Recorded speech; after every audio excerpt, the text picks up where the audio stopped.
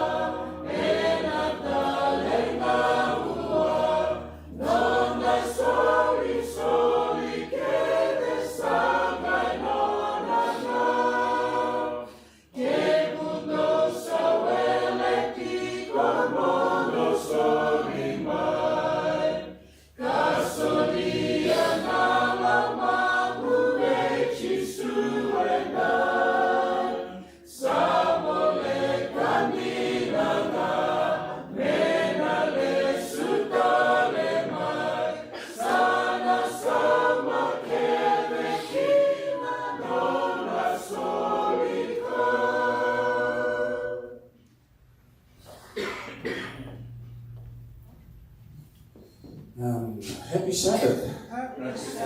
Singatamu Minaka.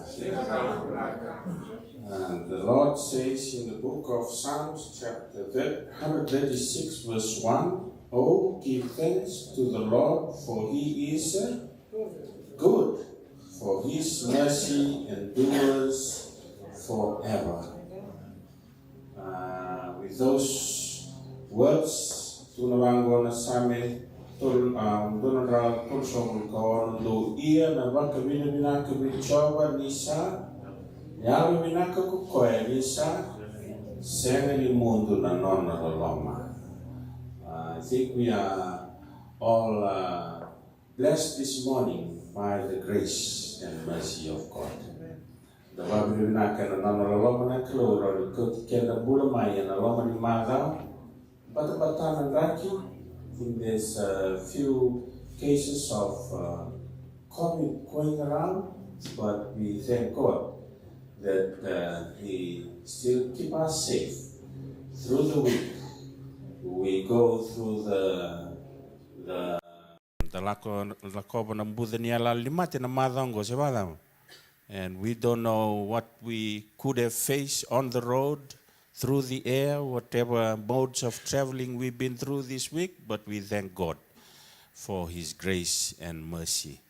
Rani kauti kendam bulamai and mataka indai. So first and foremost, we acknowledge the presence of His Spirit this morning, and we pray that His Spirit will use Pastor Brett mightily this morning as he shares the Master's word with us.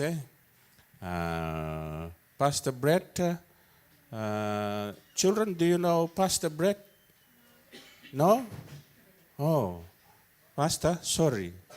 Some of the children, they don't know you. Temo, do you know Pastor Brett? Oh, all right. I'll introduce Pastor Brett to you guys. Pastor Brett is the president of our South Queensland Conference. Do you know that? Right, you should know that now.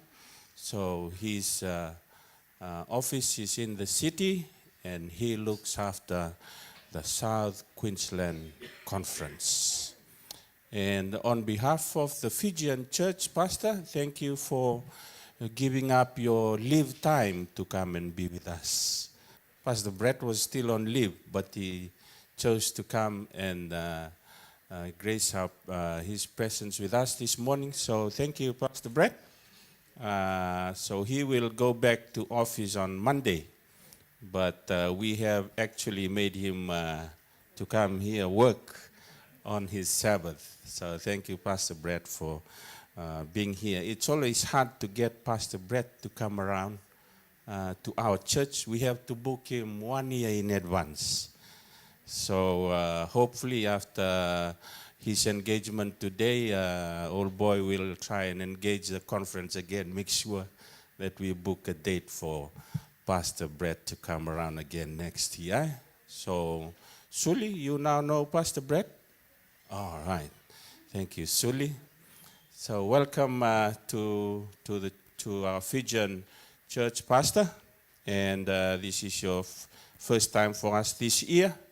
And hopefully we'll see you again next year. And thank you for being with us this morning. And we hope that God will use you mightily as you share from His word this morning. And with that, we got some visitors with us. Or on Vetinani, Sena and Senimili, where are they? Oh, right at the back. Kindaba Kimratiko. Na isang songoloto ba viti Brisbane and matakalele ni kuwa. Vinavale nomdro nanumikito mdro ngande talmay na singatambo ni kuwa. And we hope that God has been blessed you too for being around. And we hope and pray that God will bless you too as you listen to Pastor Brett this morning. And Matthew, is it Matthew? Matthew, it's a different spelling, but I'll call you Matthew. Matthew came last week, sitting beside Sully. He was just going across the road, and Daniel kind of invited him. Where's Daniel? Oh, he's not here this morning. So Matthew came along, and today he's here again. Thank you, Matthew, and may God's blessings be with you as you spend time fellowshipping with Fijian brothers and sisters this morning. And I may miss some other visitors here. Oh, welcome, Miller family. Thank you for being here. And God bless you. And Tangi, Kindavakiko, and Alomani Turanga and Matani Kua, Vinavale Bunetiko na Mataka and the Indai. We came down Ngole Vio Sartumai, Tine Pau, and the family. Vinavale Bunavasotamai and Remaye. Pau, welcome, Pau. Thank you for being here. And to our regular members here at the Kesserid Church from the Gold Coast Bethania Band, welcome. With Auntie Mbuna there and Tamai Pisa, Kindabakem Dotikona Gold Coast Bethania Band and Matani Kua. And the Woodridge Band, welcome. Thank you for being here, to my Lesi and the families from Woodridge, Kindaba Kemdo and Lolomani Turanga and Mataka and Indai. And the Sunny Bank Band, Talsongolotu, to my Siafa and all the families from Sunny Bank, we welcome you. And thank you for being here this morning. And not forgetting the West Bend. You call yourself West Bend, yeah? No longer in LA? No, all right. West Bend, we welcome you this morning. Thank you, Uncle Sonny, Uncle Te, and all the families from the West Bend this morning. And yes, people who are also watching online, wherever you are connected from, via the live stream this morning, warm welcome to you from the Brisbane Fijian Church here in Acacia Ridge, and we pray that God will bless your heart as we spend this time fellowship together this morning. And with those words of welcome, we'd like us to stand and to sing with us. Mana, first hymn is hymn number 100, Great is Thy Faithfulness. Let's stand together and sing out loud, praising God this morning.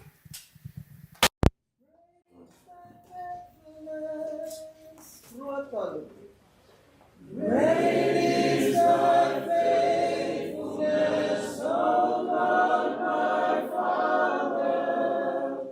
There is no shadow of turning with thee. Thou changest not, thy compassions they fail not. As thou hast been, thou forever will be. Great is thy faithfulness. Great is thy faithfulness. Morning by morning, new mercies I see. All I have needed, thy hands has provided.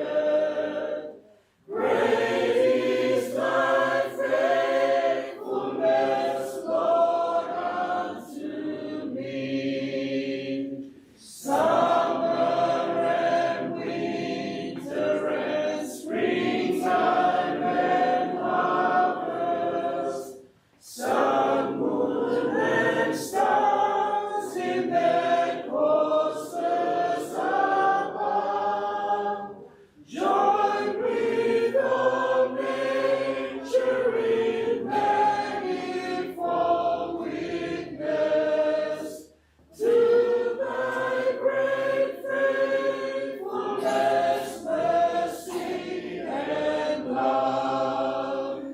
Great is thy faithfulness. Great is thy faithfulness.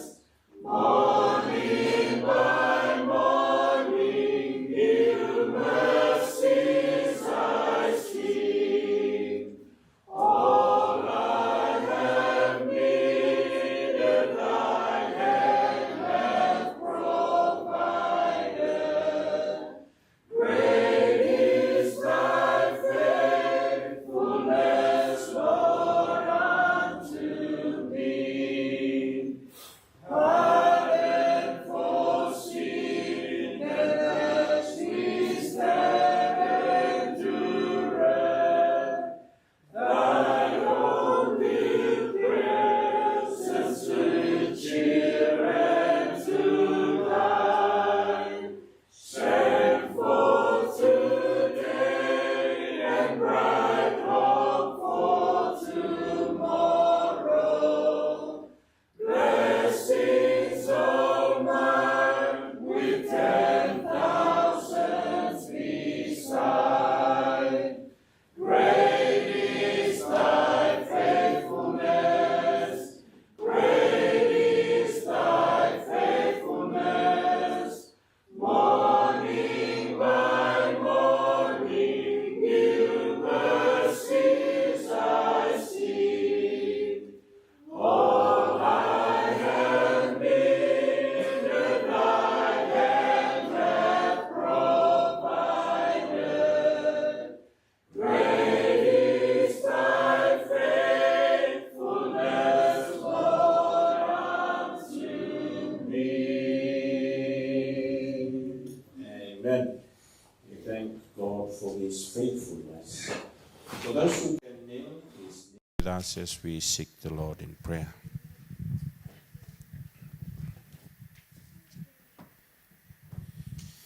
Ni mami kalau na tamai ki mami walo malangi sa kalebu na bina binaka na mataka indai e na nomni lo loma lebu ke na nomni ndau yalon dina tu e na bukui ki mami.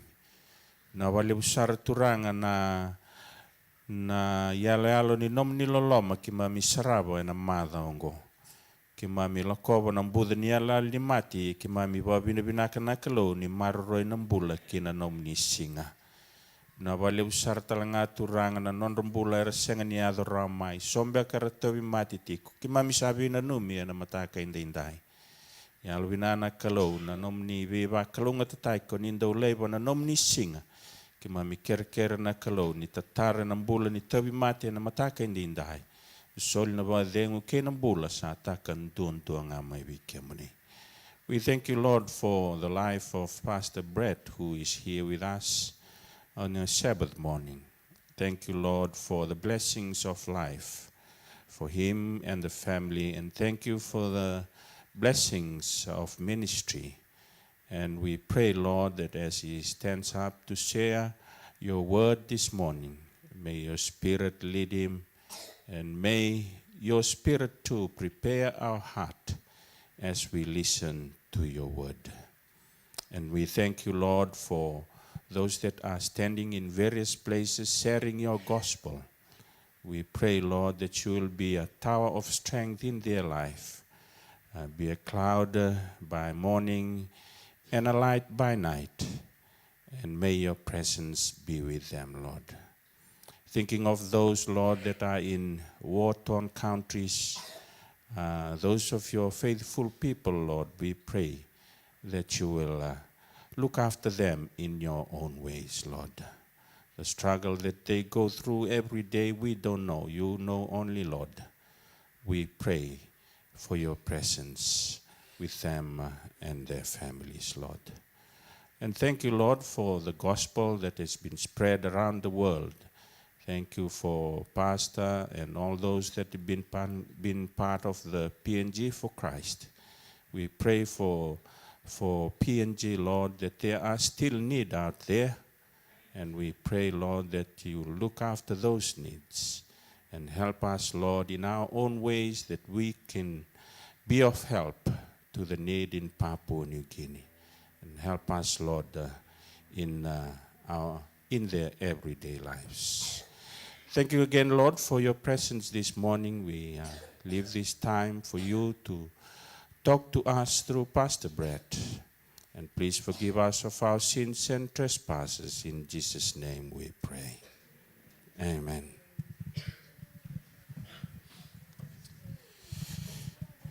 Thank you, little ones. This is, I think, your time, children's stories. So we'll ask the person telling the story for the children to come up, please. And we ask all children to come up too. And Tamai Pisa is preparing the seat for you.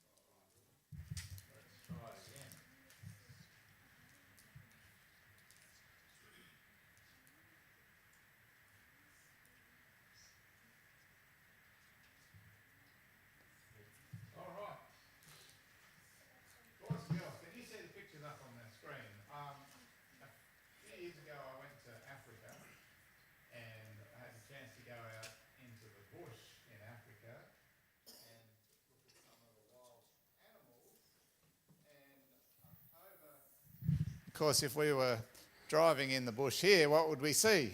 We'd see kangaroos, wallabies, what else? Crocodiles, maybe. We'd see some snakes. Well, when you're driving around in the bush in Africa, this is what you see.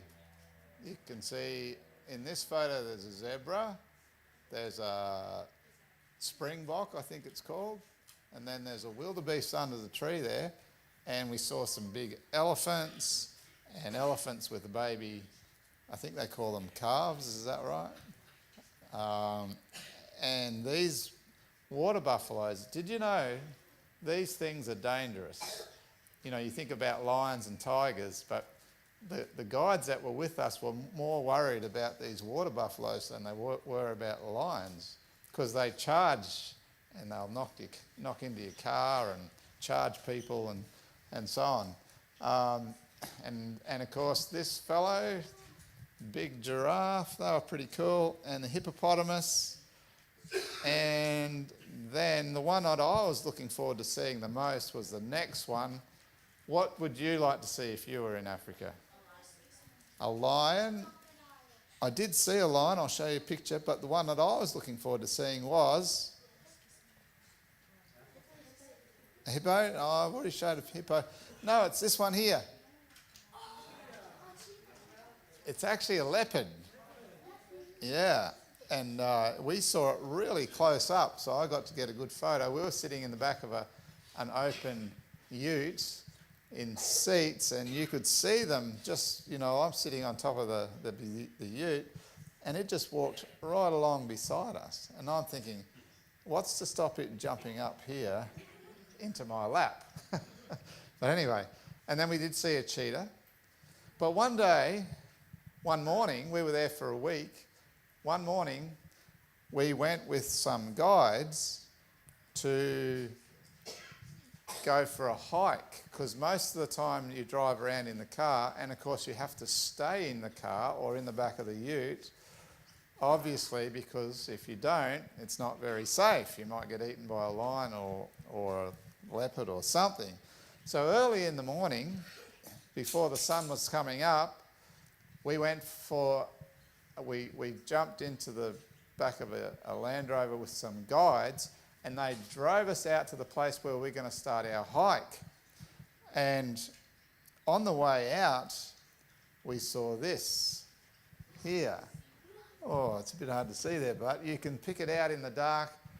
It was a lioness, and she had some cubs there, and we stopped to look at it from inside the safety of the vehicle. But then when we got to the place where the hike was going to start, we got out of the vehicle, and my brother and I went for a hike with these guides. And you might be able to see what these two guides are carrying. Can you see what they're carrying? They're carrying rifles. And they said to us, whatever you do, if you see something that makes you scared, don't run. Whatever you do, don't run. And stay close behind us. We're going to walk in front of you. We thought, well, one's going to walk in front and one behind. No, we're both going to walk in front of you, because anything dangerous always comes from the front. And so don't stop and tie your shoelaces. They said sometimes we're guiding people and we turn around and 50 metres behind is somebody down tying their shoelace. You have to stay close to us. They said, see these guns? They said, do you know what the guns are for? And we said, oh yeah, if there's an animal that comes that's scary and it's going to eat us, you'll shoot it. And they said, no, the guns are for tourists who run. So whatever you do, don't run. So we had to be really quiet, and we walked along behind the guides, and this guy's got his gun over his shoulder, and that's what I was saying. They were more worried about the water buffalo, it seemed to me, than anything else. Well, as we're walking along, all of a sudden, we saw a big elephant, and we stayed our distance from the elephant, but we saw him we were pretty close, like 50 metres or so away. We saw some gazelles or springboks. We saw a rhinoceros on the walk as well, and they're animals that you have to stay a little bit away from because they get really anxious about people, and they're big and strong and they can run at you and knock you over. But as we're walking along, we saw lots of birds as well. But all of a sudden, we heard this big noise, and it was roar. And the hair on the back of my neck stood up, and my brother and I looked around, and the guide stopped and looked around, and we were like, that was really close. And he said, not as close as it sounds. He said, we're following the tracks of this line. And we said, you what? You're crazy. And they say, no, well, don't you want to see a lion? And we're like, we're not sure anymore. Maybe not. But we saw this, we heard this sound, and it scared us. And so we kept walking, and then we heard it again, and this time it was softer. And it was, and the guide said, it's further away now. It's moving quicker than we are. We don't think we'll catch it. And we thought, praise the Lord. We don't want to see it. So but we did see a lion from out of the car, and this is a photo of a big lion that we saw. But what I want to say with my story was, we heard the voice of the lion, didn't we? But we didn't see it. But we knew it was there, and we knew it was real because we could hear its voice, and it was a scary voice. Well, we don't see God, do we? But we can hear his voice. And his voice is not a scary voice. His voice is a voice that gives us comfort and strength, and a voice that speaks to us and says, I love you and you're going to be okay, and I'm looking after you. So thank you for listening to my story, and when you go driving in the bush, be careful that you don't see any lions. You probably won't here. But thank you, boys and girls. God bless.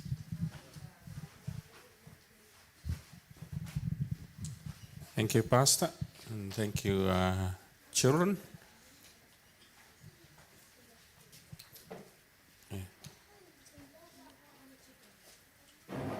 And now we shall ask our Turara again to come up and collect our tithes and our offerings.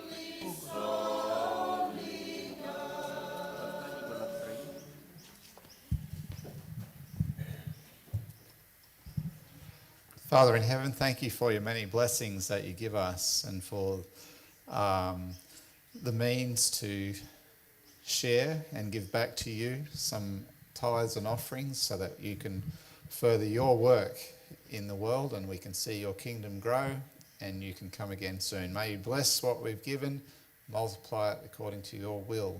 In Jesus' name, amen.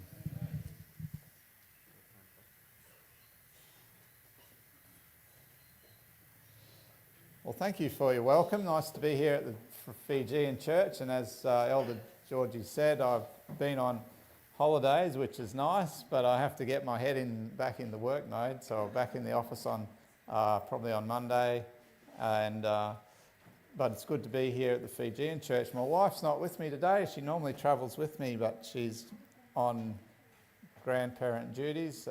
Some of you would probably know what that means. So she's down at the Gold Coast with the grandchildren. It's Elder was saying you'll have to invite me back again next year and everything. And my PA, Julie, organises my preaching roster. She said to me, she rang me during the week and said, Brisbane, Fiji, and they were expecting you. Are you able to do that? You're on annual leave. And I said, yeah, that's okay, I can do that. And she said, you've preached there more than you've preached at any other church in this conference. So there you go. Because do you know how many churches there are in South Queensland? There's 110. Yeah, so there's only 52 weeks in the year. And I don't preach every single week because sometimes there's annual leave and Christmas breaks and there's big camp and there's so on. So usually I get around the churches once every 3 years. So it's good to be. This is almost my home church. So why not? Yeah, exactly. So good to be here. And as a conference, we still have this slogan that we're shaping for mission, because we have to be about the business of the Lord. What has He called us to do? He's called us to mission, and our mission is to make disciples of Jesus Christ. I share this statement everywhere I go and everywhere I preach, and so I feel like I'm repeating myself all the time, but it's a good thing to be reminded. Can I use that? Okay, all right. I don't need that one. Okay, so it's good to be reminded. Our mission is to make disciples. And you could stop the mission statement there, but of course, disciples of who? It's disciples of Jesus Christ. So our mission is not to make new converts, new church members, people that warm the pews. The mission is to make disciples, and disciples are people who are growing more and more like Jesus in every way. And of course, disciples are His loving witnesses and proclaim to all people the everlasting gospel of the three angels' messages in preparation for His soon return. So we keep shaping for mission, and the church is God's appointed agency for the salvation of men. Ellen White reminds us of that as well. She's keen to tell us it is about mission. Some of the things we do for mission, our big camp is a spiritual high for the conference. It's an opportunity for us to come together as members right across the conference and to fellowship together. This year we have a speaker who comes from the US. He's originally from Peru, but he's a minister in the United States. Harold Alomia is his name, and he's the senior pastor of Kirkland Adventist Church in Washington State. If you know the US geography, Washington State is sort of northwest of the US. So that's our big camp speaker. We're looking forward to it. Of course, at this time of the year, we're in full swing preparing for camp, organising. I mean, the speaker has to be lined up usually 12 months ahead, but we're preparing for big camp. Our South Queensland membership continues to grow steadily. At the moment, we have a membership of a bit over 13,200, and so 246 out of how many do you think in Australia? So the Australian Union Conference, has anyone read the reports? Any guesses? I'll give you a prize for nearest the pin. Okay, so 40,000. So we're actually the biggest conference. There's 9 conferences in Australia, and South Queensland membership is the biggest. North New South Wales is next. We won't talk about the state of origin contest, but the Maroons are winning the membership battle at the moment. They're about 12,000. They're roughly 1,000 less than us, thereabouts. But there's 63,000 Adventists here in Australia. And we continue to watch with interest our baptism numbers. Last year we had 212, which is seems a bit of a humble report, but each one is somebody for whom Christ died, somebody who's accepting Jesus as their friend and saviour, and we praise God for each one of them. I wasn't going to share a report from PNG, but because I thought, well, Pastor Zanny would have shared some of his stories, and I hope he has. But I was part of the team that went from South Queensland to New Guinea. In PNG, there was about 2,000 evangelistic programs held simultaneously across the country. There was about 97 pastors from Australia who went to assist in the programs. And South Queensland has started a partnership relationship with the Morribee Mission. We've been partnering with Vanuatu, and we will continue to do so, but the SPD said, you know, South Queensland, you guys are the biggest conference in Australia, and we want some of the bigger conferences to partner with some of the a second mission, and particularly some of the missions that aren't as well resourced. And so we said, well, you tell us who you want us to partner with, and we stay with Vanuatu, but our second mission partnership is with the Morribee Mission, which is based in Lae in PNG. And so that's where most of our pastors from South Queensland went, including Pastor Zanny. And I ran a program on the north-east side of Lae called East Taraka, and the program was on a football field. We had a lot of rain. They call it Rainy Lae, and it gets the name for good reasons. When I got there, they said to me, I said, oh, so, you know, they showed me the venue, and I said, how many people are you expecting? And they said, oh, about 2,000, which made me a bit nervous straight away. And then on the first night, there was over 5,000 people that came out to the program, and the biggest number we had one evening, they said, was about 6,500. So it was a lot of people. But the interesting thing, if you're a bit nervous about public speaking, and I know it probably surprises you because you think, well, that's your job, you're preaching every Sabbath, so you're comfortable. But I'm actually quite introverted, and public speaking is not my favourite thing to do. But the interesting thing is, if you look from where I was preaching at the stage, and this is one of the appeals when people came to the front, but you could see about 50 metres out into where the light was still shining, and the rest was out in darkness. So there might as well have been nobody there, or there could have been 1 million people. It wouldn't have made any difference because you couldn't see them. But we had a great program sharing the gospel. We had 16 nights non-stop. And as part of the program at East Taraka, they had a health clinic as well.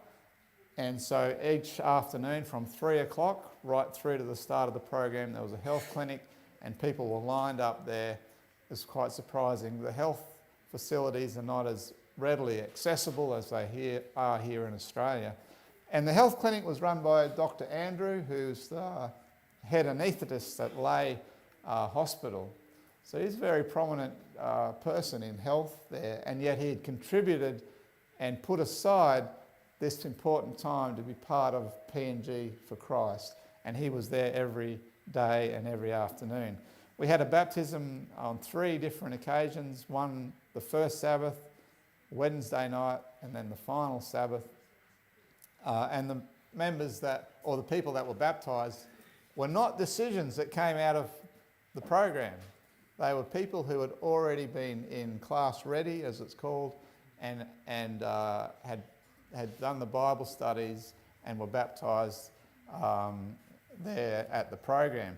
And I don't know if you've heard the final figures, but at this stage, the reports took a while for the reports to come in from all around the country, but over 400,000 baptisms.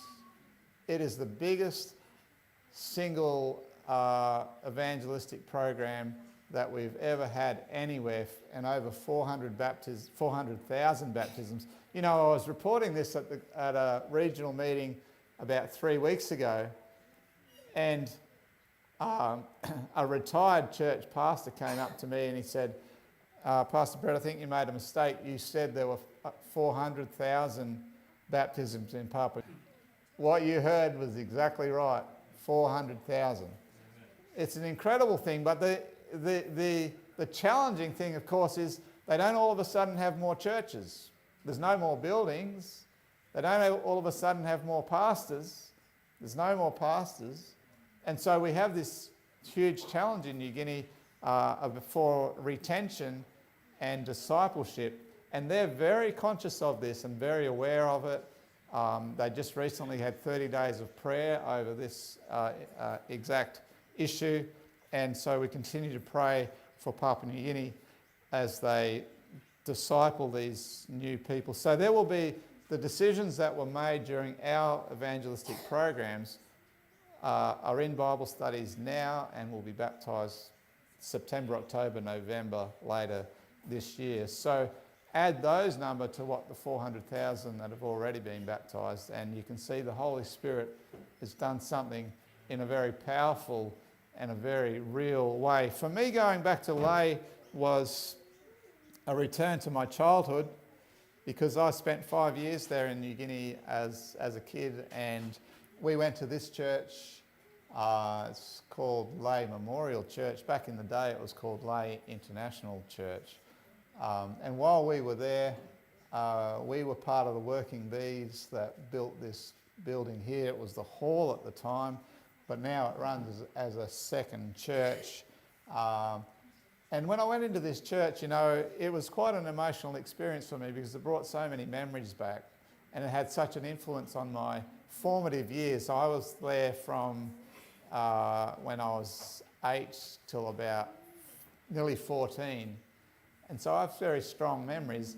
And you know, you don't realise it at the time, but what you do here in the Brisbane Fijian church, for example, later, some of you young people, maybe you'll come back to the Brisbane Fijian church if you go away and you work elsewhere and you do whatever. But what you experience in these fellowships forms part of our spiritual experience and who we are. And I actually got quite emotional walking into the church and realising what impact it had on me as a young boy. I want to tell you a quick story about TJ. From where I was staying near the Union Mission office to where my program was about half an hour's drive. And TJ was the police officer who escorted me every evening to the meeting.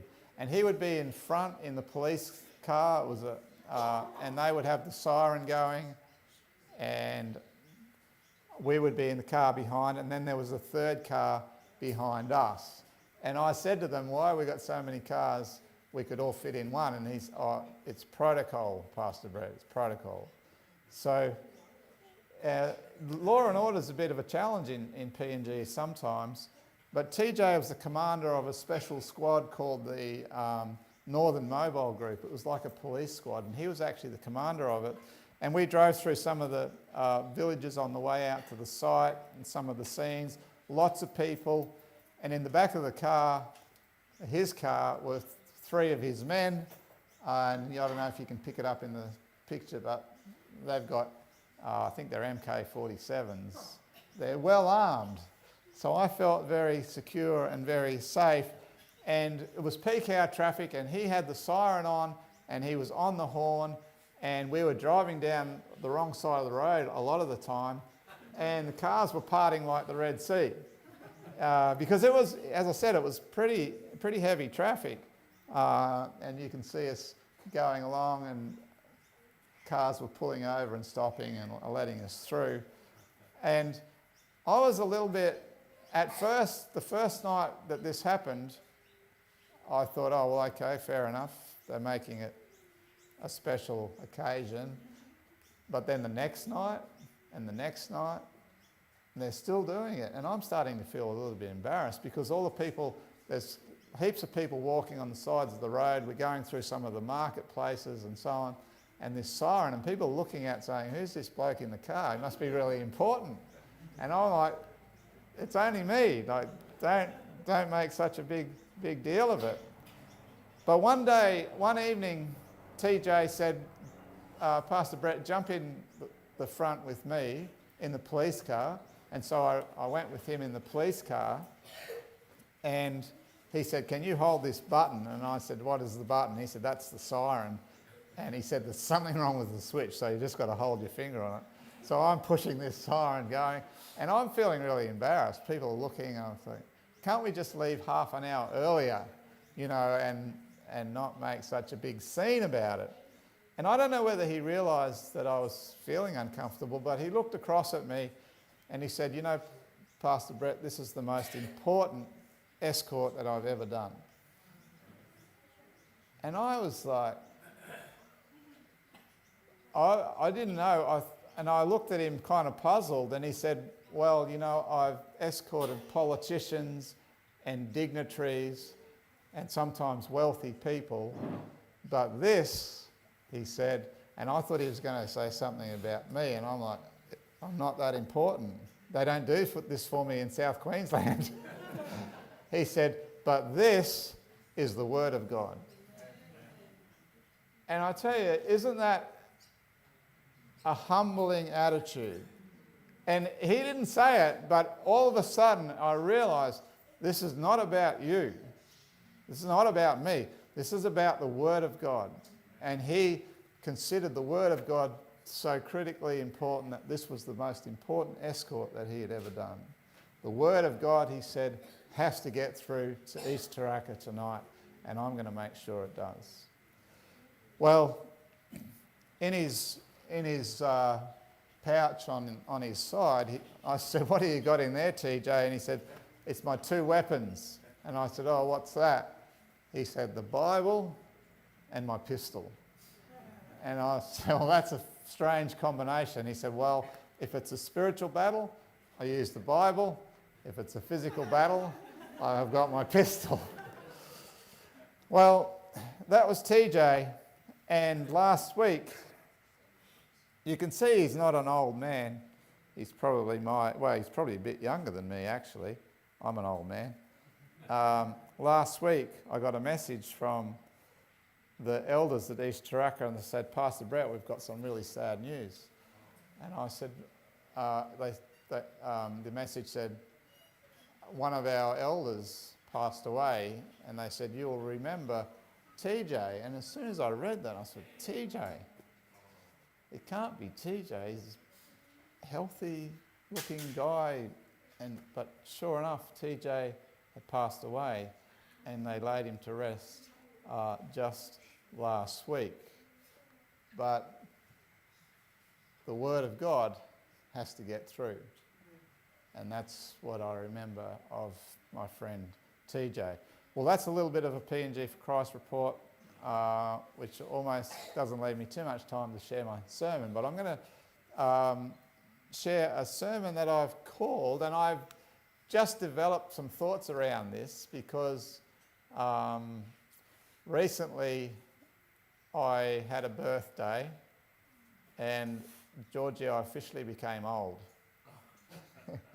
Because my superannuation company, they send reports out, and they said, you have reached your preservation age. Do you know what your preservation age is? Because I didn't know. I thought, that's a bit rude to say that. It's like, is this my use by date?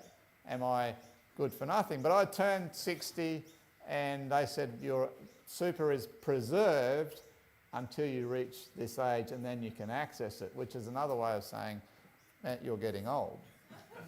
And I thought, well, maybe it's true. I am getting old. And so I want to look at some of the words of Jesus if our mission is about making disciples, the disciples of Jesus took his words seriously. And sometimes I wish as members that we would take his words more seriously.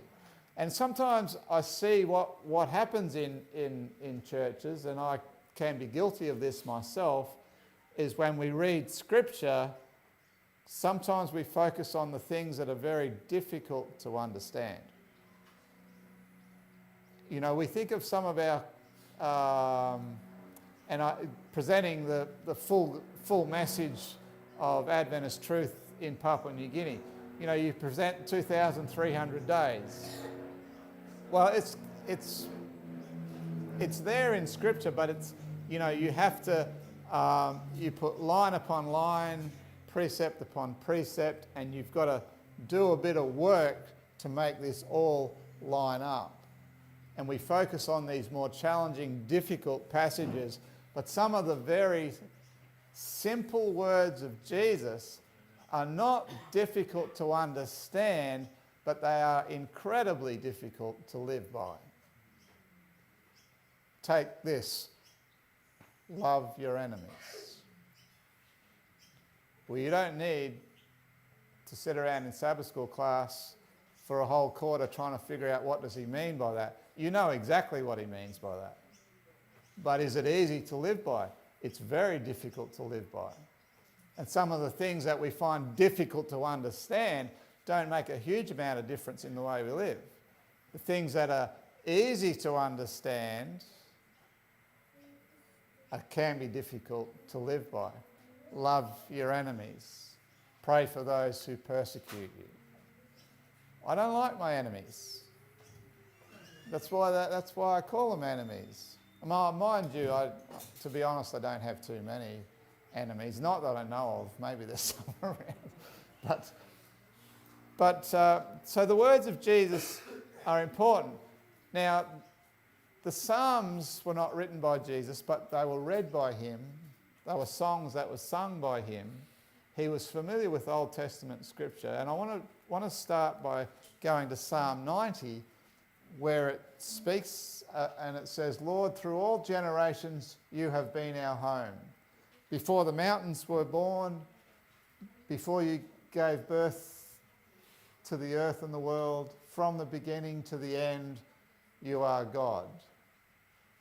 So we have this eternal nature of God being highlighted here in Psalm 90. But then in contrast, he says, you turn people back to dust, saying, return to dust, you mortals.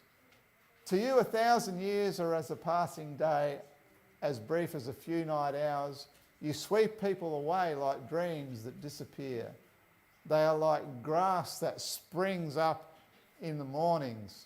In the morning it blooms and flourishes, but by evening it's dry and withered. We wither beneath your anger, overwhelmed by your fury. You spread out our sins before you, our secret sins, and you see them all. We live our lives beneath your wrath, ending our years with a groan. 70 years are given to us. And if we're lucky, it doesn't say if you're lucky, but some even live to 80. Now, my parents are 85, both my mum and my dad, and both in good health. So they're blessed. So it's not saying that's all you get necessarily, but it's contrasting the eternity of God with our human, frail existence. We spring up like a flower, we flourish and bloom for a short time, and then we wither and we fade, and it's all over for us. Even our best years can be filled with pain and trouble. They soon disappear, we fly away. Who can comprehend the power of your anger? Your wrath is as awesome as your fear you deserve. And then it says this, and this is the part that struck me from time to time in my ministry as I've looked at a graveside and I've conducted funerals of people, and the psalm says, teach us to number our days. Why? So that we can get depressed about it? so that we can say we're growing old, and it's teaching us to number our days so that we may gain a heart of wisdom. In other words, how are you going to make the best of the days that God has given you? Because you're not here forever. You know, James, and we haven't got James on the screen, but if you were to go to the book of James, it says a similar thing. It says you are like a mist. You're there in the morning and then it's gone. And we don't like to number our days. We like to number our dollars. We like to number our acres if we've got some. You know, people say, oh, I've got 1,000 acres, or I've got 1 acre, or I've got 1/4 of an acre. Some of us number our kilograms, but the scripture's saying, teach us to number our days. So because you don't like doing it, I'm going to do it for you. So are you ready? So if we didn't talk about days because the numbers are big, and we talked about weeks, I've been very generous and said, if you lived to 90, this is how many weeks you would have. So when you're born, you would have 4,680 weeks. Okay, and by the time you get to the age of 10, you've got 4,160 left. When you're 30, you've got 3,120 weeks, and so on. And the bad news is the graph keeps going down. And I've just turned 60, as I said, so I've got 1,560 weeks left. And they're ticking by. Somebody else did some calculations in terms of teaching us to number our days, and they said if our days were on a 24-hour clock, this is what it would look like. When you're 10 years old, it's 3 a.m. 20, it's 25 past 6. When you get to 30, it's 9. 40, it's 12. 50, it's nearly 20 past 3.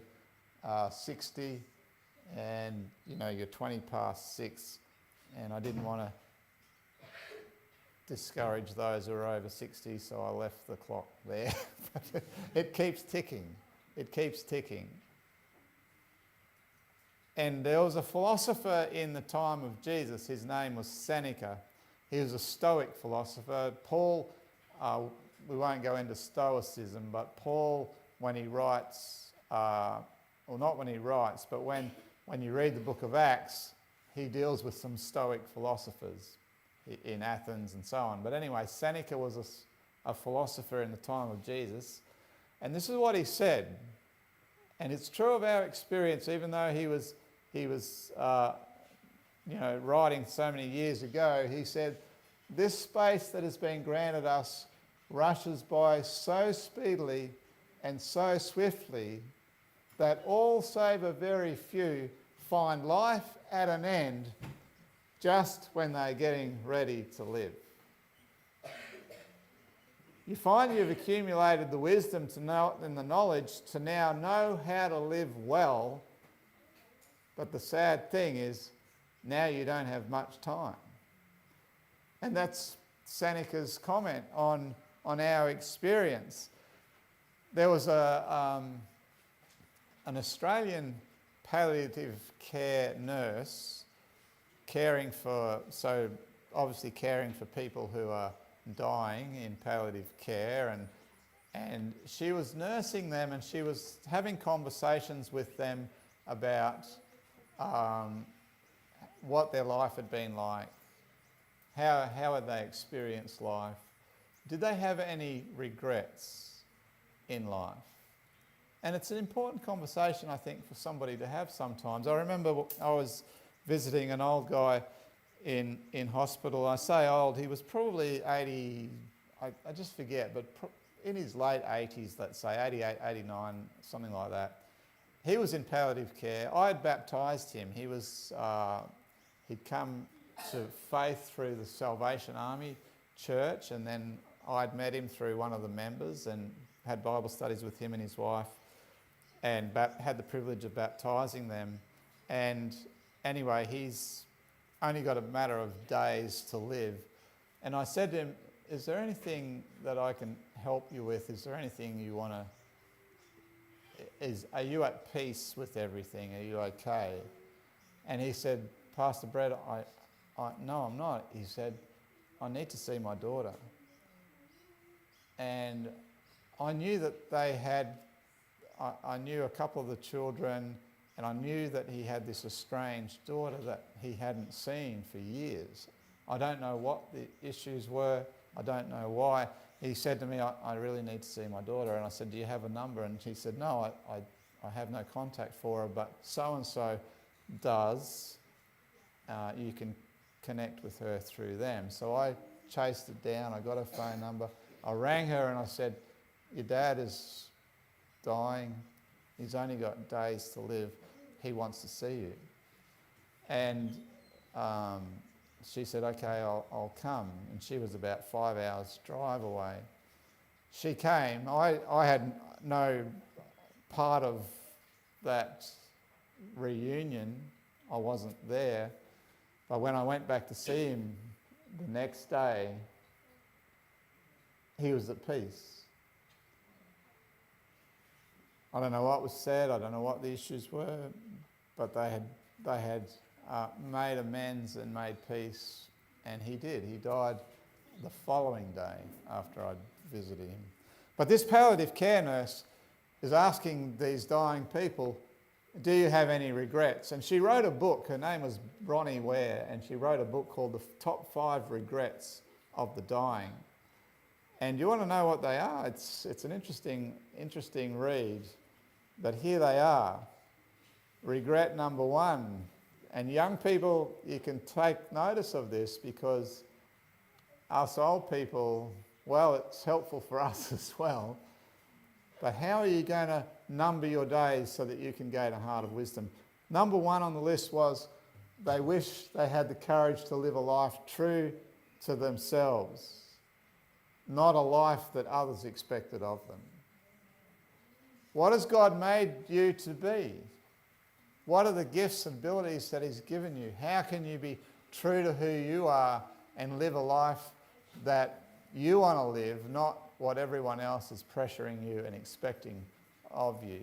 That was the number 1 regret, that they wish they had the courage to live a life true to themselves.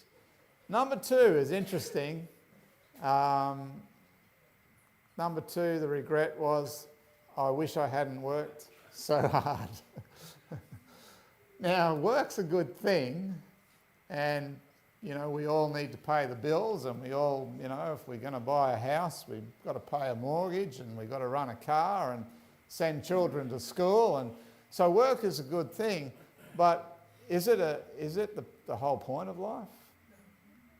And people, when they come to the end of a life, the second highest regret was from people saying, I wish I hadn't worked so hard. Can you stop and smell the roses? Are the important things in life still meaningful to you? Or are you overwhelmed with all this work? I saw this funny meme on the Australian Ministerial Facebook page. Work really hard and this could be you. He worked really hard. Well, it's kind of pointless, isn't it, in that sense? There has to be something more significant and more meaningful. Regret number 3, there's 5 of them. So I wish I had the courage to live true to myself. I wish I hadn't worked so hard. Number 3 is an interesting one. I wish I'd had the courage to express my feelings. What she found when she was talking to people was that there was often a pent-up, sometimes bitterness, resentment, because they had hidden their true feelings and they tried to make, either to live in peace or to just to get along.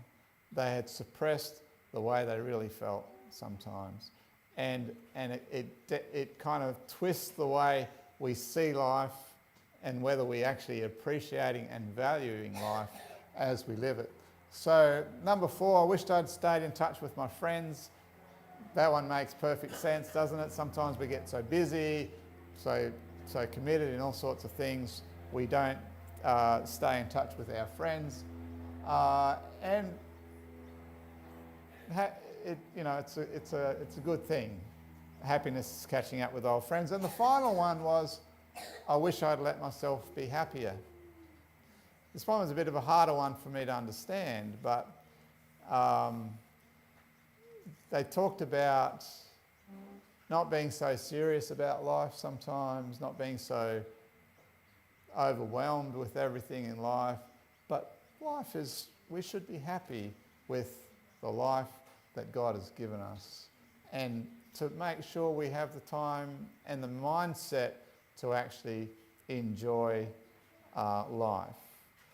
So there's the top 5 regrets of the dying. But I want to take you then to Jesus, who says, I have come that they might have life and have it more abundantly. So if you're going to fit the best things of life into this few short years that we have, my counsel to you, my appeal to you, is to make sure you have Jesus as first and centre in your life, because he has come to give us life more abundantly. He wants us to have the best life. And he tells, and this is where I get into the words of Jesus, where I'm saying, he says some things that are easy to understand but very hard to live by. And he says this in the Sermon on the Mount in Matthew chapter 6. He says, don't store up for yourselves treasures on earth where moths eat and rust destroys, thieves break in and steal, but store for yourselves treasures in heaven where moths and rust can't destroy and thieves don't break in and steal, because where your treasure is, there the desires of your heart will also be. What are you spending your time in this life doing? Is it storing up treasures on this earth, or is it storing up treasures in heaven?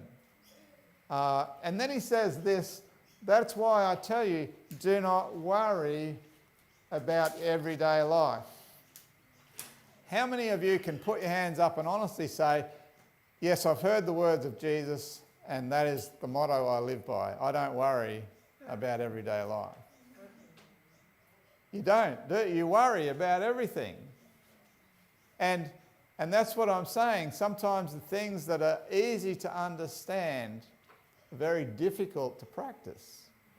And so we need to spend our time meditating on the words of Jesus, saying, how do I live this in my own life?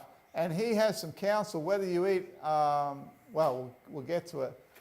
Don't worry about your everyday life, whether you've got enough food or drink, enough clothes to wear. Isn't life more than food, your body more than clothing? Look at the birds of the air. They don't plant or harvest, store away food in barns, but your heavenly Father feeds them, and you're more valuable to him than they are. Can all your worries add a single moment to your life? If you are numbering your days, as Psalm 90 says, don't think that by worrying you can add to those numbers. As a matter of fact, we know, such as our understanding of medicine and science, that worry is not actually adding to your days. What's it actually doing? It's taking days off, because stress and worry doesn't add.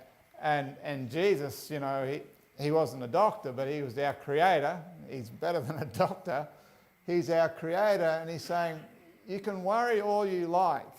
It doesn't add a single day to your life. So why are you worrying? Trust in God. He cares for the birds of the air. Focus on storing up for yourselves treasures in heaven. And worrying, put that to the side. Now, great advice, hard to do. You know, I joked to my wife, and she's not here so I can joke about her, but she does a lot of worrying. I do a lot of worrying, but she's better at it than me. And I say to her, man, if what Jesus says wasn't true, you're going to live to 200. Because if worrying could add to your life, man, she's going to live forever. She's always worrying about stuff, worrying about the kids and the grandkids and whatever. But we're all good at it. We all do. We all worry. And this French philosopher, again, interesting how the words of Jesus are taken up by all sorts of philosophy and so on. And it says, so imprudent are we that we wander in times which are not ours. We try to give the present the support of the future and think of arranging matters which are not in our power for a time which we have no certainty of reaching. It's interesting, isn't it? We wander into time that's not ours. We think into the future, but you don't even know whether that will be yours. When it comes to numbering our days, I've given you some numbers in figures, but that's on the assumption that you actually get there. We don't know what's around the corner. I've done funerals for young people, for children, for middle-aged people, people in their 20s, old people. We don't know.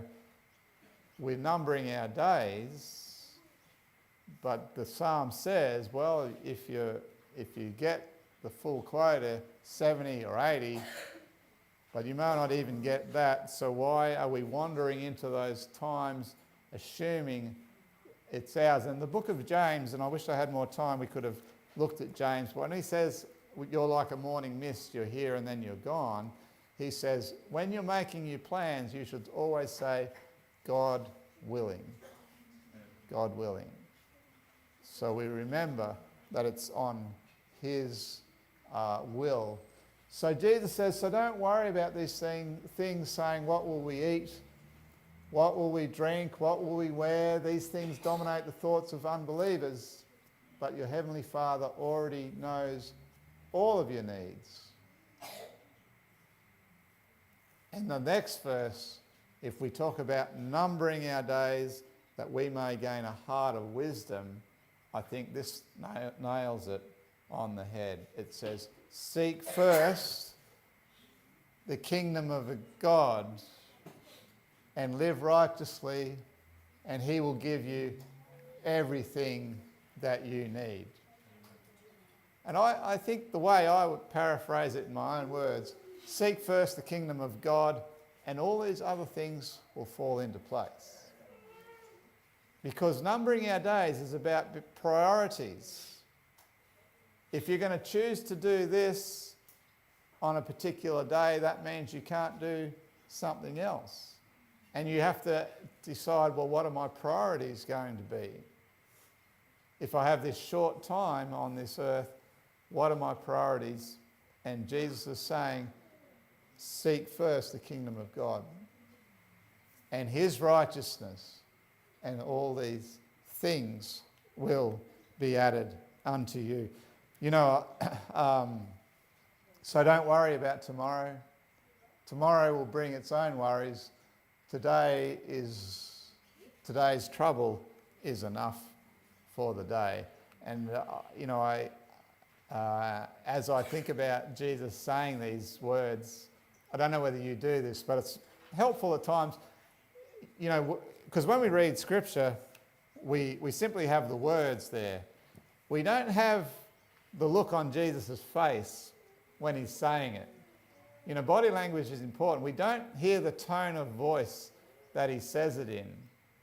And as I think, how did he say this? What was his attitude? What was his... And I think that there he's on the Galilean mountainside, and he has a wry smile on his face, and he says, is life so simple for you Galileans that you don't have enough trouble today, and because you haven't got enough trouble, you're going to worry about tomorrow's trouble? Is that what it's like for the Brisbane Fijian church? You don't have enough issues going on already, so you're going to have to try and borrow some from the future. Jesus is he's smiling at us saying, just get on with what you have now. It's enough for the day, and pray God's strength will see you through each day.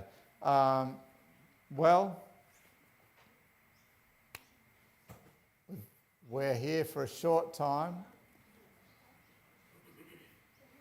but I can't sit down as I'm about to sit down without saying we are, of course, promised eternity.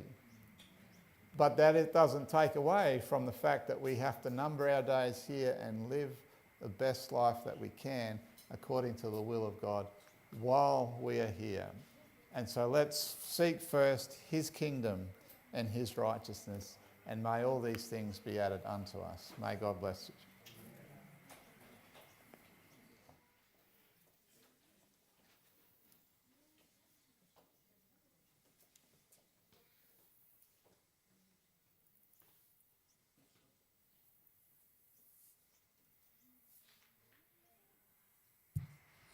Yeah, thank you, Pastor, for the sermon. I hope we have been blessed by the sharing this morning, and we shall ask the congregation to stand with us to sing the hymn at the front before Pastor Brett will say a benediction prayer.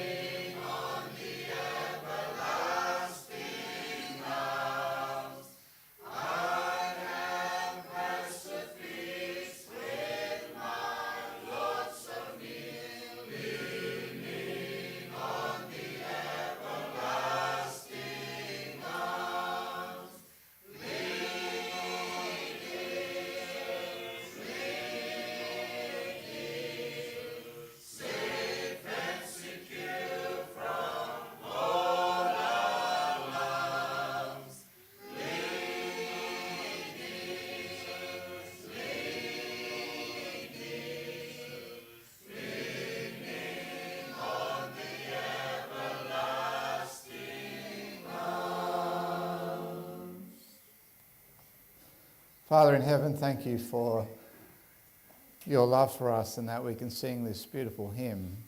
Lord, your word tells us, teach us to number our days so we can gain a heart of wisdom. And as we live each day in this life, we can lean on your everlasting arms, because while our lives are like the grass that withers, you are an eternal God, and we can lean on you. Teach us to number our days, Lord. Help us seek first your kingdom and your righteousness, and all these other things will be added on unto us. So we place ourselves again in your care. Lord, help us not to worry about the things of tomorrow, but to get about the business that you've given us each and every day, and to know that you will guide us each step, and we can trust you with our future. And we place ourselves in your care now, in your wonderful and holy name, Jesus. Amen.